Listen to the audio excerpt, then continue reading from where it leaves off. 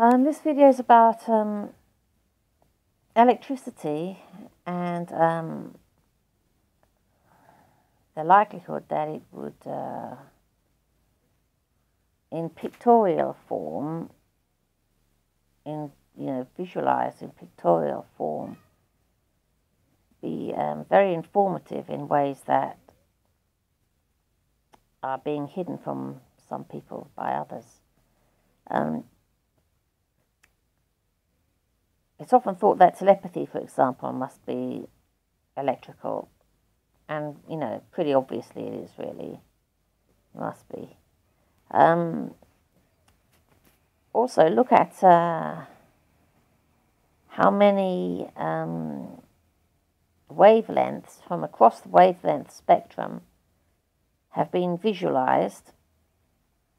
Loads of them from both ends, but not electricity.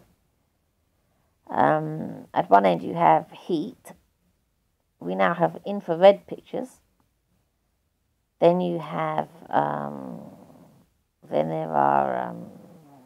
there's ultraviolet pictures.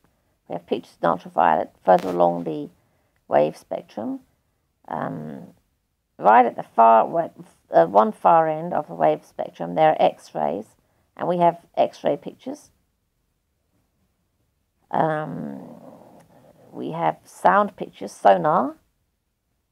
They're highly developed now, so that we have pictures of unborn babies, for example, which are quite detailed now. So with all these different wavelengths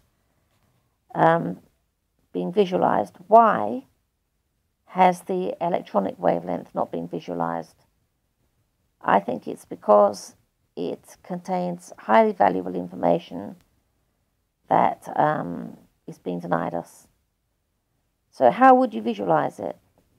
Well, it would definitely be somehow with the help of metals.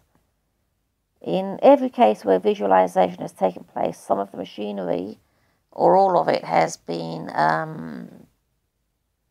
metallic.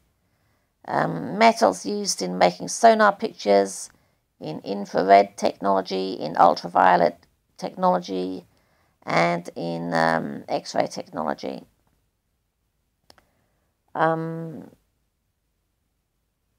So probably it would be useful in electronics that visualize electricity.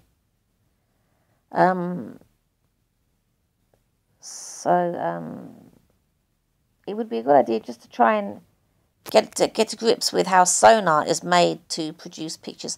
Obviously, it does it by bouncing off things. I think you have to use a computer because of the enormous amount of information that's generated.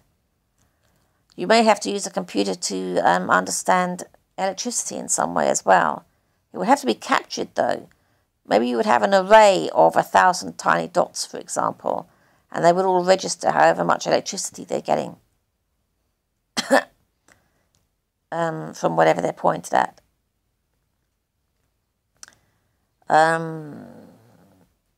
Or you could have... you can just explore the medium of electricity. Is it a wave form? Does it have small or large waves? Maybe for smaller waves, you would have a smaller aperture and a bigger array or a more detailed array, or a smaller array. Different size apertures could be used, and so on. Different speed settings, or you could have continuous film. A lot of things these days are reliant on computers, like the sonar pictures, I believe, are reliant on using a computer. I think it would be very elucidative, very informative to see pictures of the electrical world, the aura, or the etheric field, or whatever, of people. Because I think that what you'd find is extraordinary information that is obviously valuable enough to have been kept from us. If we if scientists have been able to figure out what how to visualize all these other different wavelengths, and then I'm sure that the electronic wavelength part of the spectrum has been figured out by now and is being held back from us. And probably that's because it contains information that we'd be very interested in. I think it might show up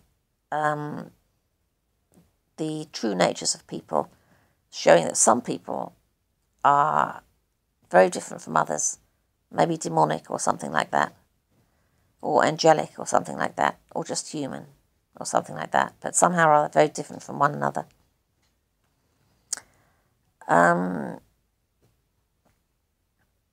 I also think there might be thought forms generated electrically.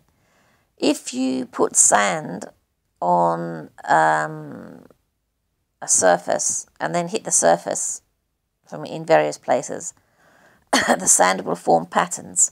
That's because of the sound waves on the surface. So sound waves form patterns.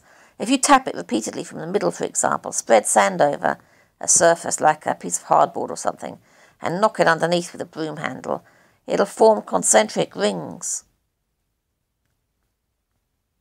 This has been done by scientists very precisely, and it actually formed, in the end, after a few minutes, a lot of little spheres, actual three-dimensional spheres, that stood up on the equipment and went round and round in little concentric circles, just like a little mini solar system.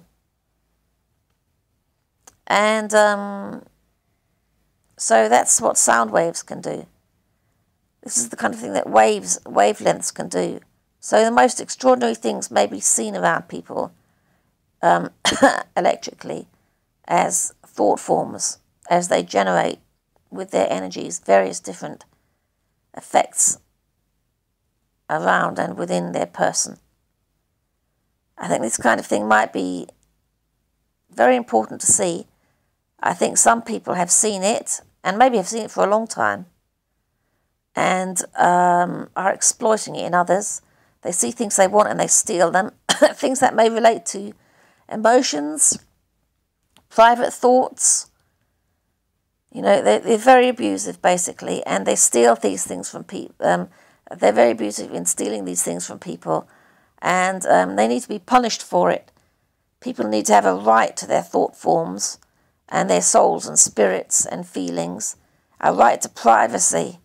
They need a right to privacy, and they need the people who are doing these bad things to others need to have these things proven and be stopped from doing them anymore. They need to be punished. I might try and get some sort of crowdfunding going on this to try and pay some scientists to try and see these things, figure out how to visualize them, so that it can be proven that some people own things that other people are taking from them, to try and stop this theft and abuse from continuing, so that people can gain their human rights over themselves and gain the safety and security that they have a right to. Thanks. Bye.